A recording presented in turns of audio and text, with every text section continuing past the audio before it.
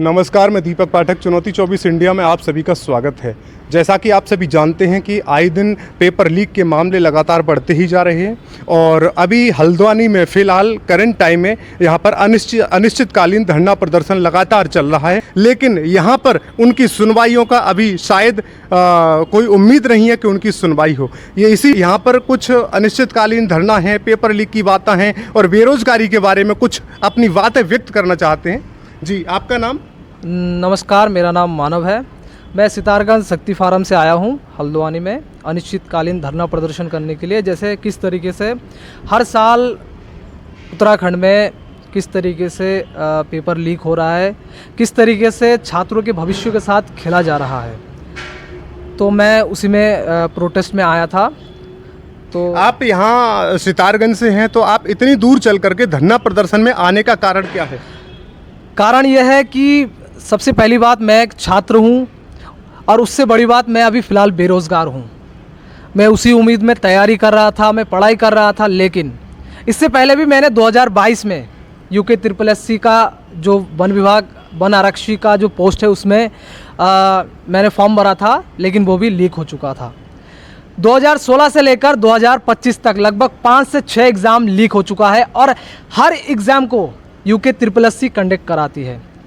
तो सरकार आखिरकार ऐसा क्यों हो रहा है कि हर साल आए दिन पेपर लीक हो जाता है, एग्ज़ाम से पहले लीक हो जाता है और पेपर को ही रद्द कर दिया जाता है। ऐसा नहीं कि पेपर लीक हो गया उसके बाद फिर हम एग्ज़ाम कुछ महीने बाद या उसको छात्रों को टाइम दे दे कि आपका पेपर होना है, एक निश्चित टाइम दे दे कि इसके बाद पेपर हो जाए। लेकिन पेपर लीक होता है तो पेपर को रद्द कर दिया जाता है।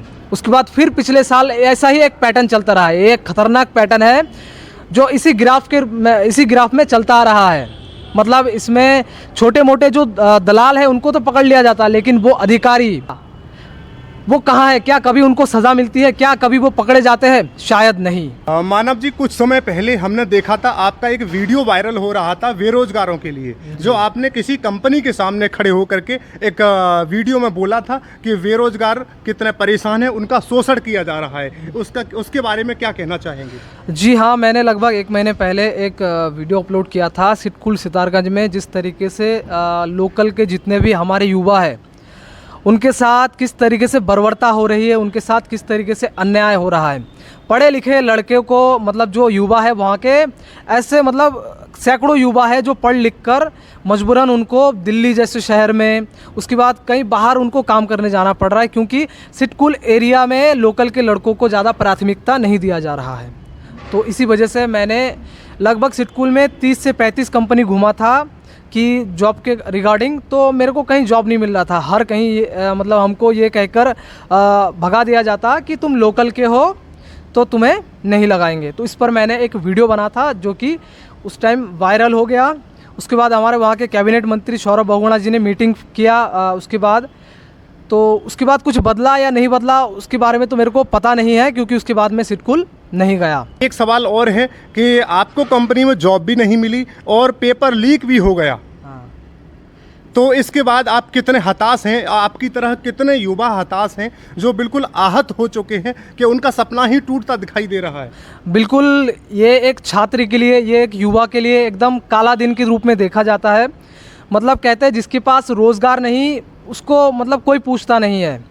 मतलब माता पिता मतलब खून पसीना एक करके पैसा कमा के पढ़ा रहे हैं, बुक्स खरीद के दे रहे हैं ताकि मेरा बेटा आगे जाकर कुछ बने, ताकि हमारे लिए कुछ कमा के 2 रोटी लेके आए।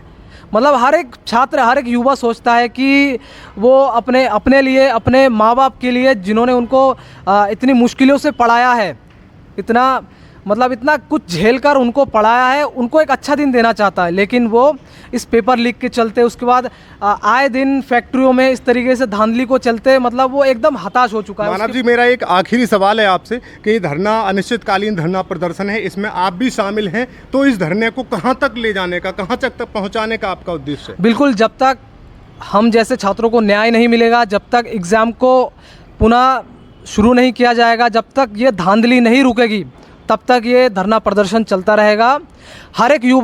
मैं हर एक युवा से रिक्वेस्ट करता हूँ कि आप अपने शहर, अपने गांव में आवाज़ उठाए किस तरीके से धांधली हो रहा है एग्ज़ाम में,